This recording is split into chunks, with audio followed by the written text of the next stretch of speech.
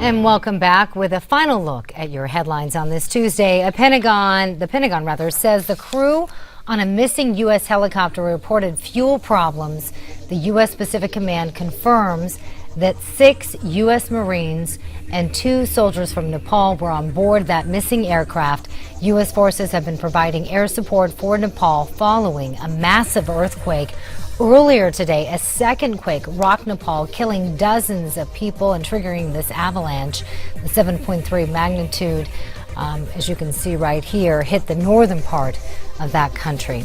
Here in the U.S., the Senate is going through with a procedural vote on Trade Promotion Authority, but Senator Orrin Hatch says a fast-track trade bill may be dead. And now Democratic Senator Ron Wyden says several Democrats are opposing that bill. Police have now recovered George Zimmerman's handgun and seized 2 guns from a man accused of shooting at the former neighborhood watchman. Florida officers are still investigating yesterday's shooting and say no charges have been filed. Award-winning actress Natalie Portman is set to play Supreme Court Justice Ruth Bader Ginsburg in an upcoming biopic. According to Deadline Hollywood, the movie's called, quote, On the Basis of Sex. The movie is expected to portray Ginsburg's fight for women and equal rights. Cuban President Raul Castro says he's concerned about, quote, illegal training of descendants by the U.S. Castro told reporters the U.S. must end the blockade and return the military base in Guantanamo if the Obama administration expects to normalize relations. And in Austria, city officials in Vienna install specific traffic lights to promote tolerance. Nearly 50 traffic lights are glowing with lesbian and homosexual figures. The lights will be in place for 6 weeks.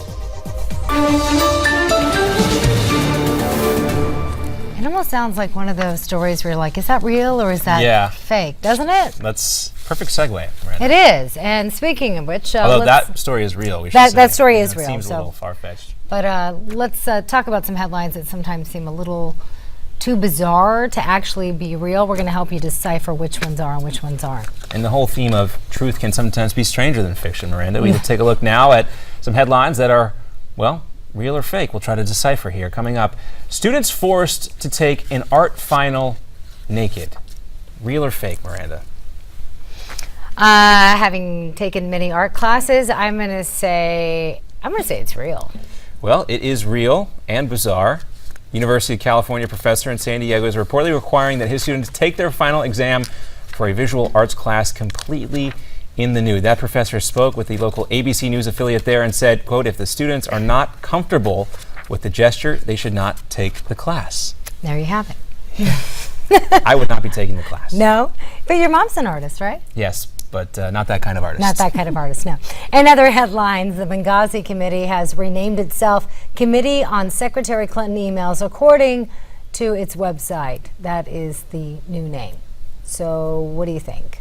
Well, I actually saw this one, and the website was convincing, and it may have been an error by one of their web managers there. Take a close look. The headliner on the website for a short time, quote, press conference on Secretary Clinton email reservations, and an easily accessible link there would lean towards, I guess, being true. But of course it's fake. They're still named, of course, the House Select Committee on Benghazi, even though the website may have indicated something else earlier this week. You're going to love this next story. Trail of macaroni salad leads cops to alleged thieves. The cops followed a trail of macaroni to the bad guys. What do you think? This kind of sounds like an episode out of Scooby-Doo. Remember that show?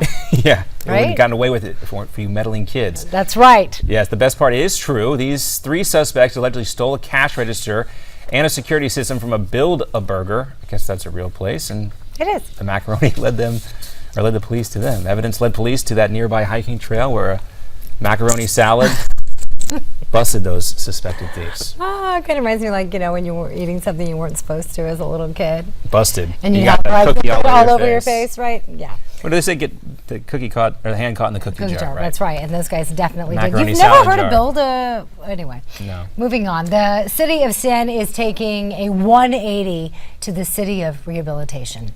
That's right. Las Vegas is to host a recovering cocaine addict convention. What do you think? Can Vegas remake itself? Even if it's true, it sounds like a really bad idea. Yeah. The city does not intend to remake itself, so be rest assured. But it does plan to host the 31st annual Cocaine Anonymous World Service. It will be a test of willpower, but also a great opportunity for people seeking help within the city to get involved in the group. Well, I guess you know what they say about Alcohol Anonymous and Narcotics Anonymous. You want to remain anonymous, and they say about Vegas, everything that happens in Vegas stays in Vegas. So maybe you can remain anonymous. Real quickly, just another update. It looks like a group of Democratic senators has now blocked that fast-track trade bill.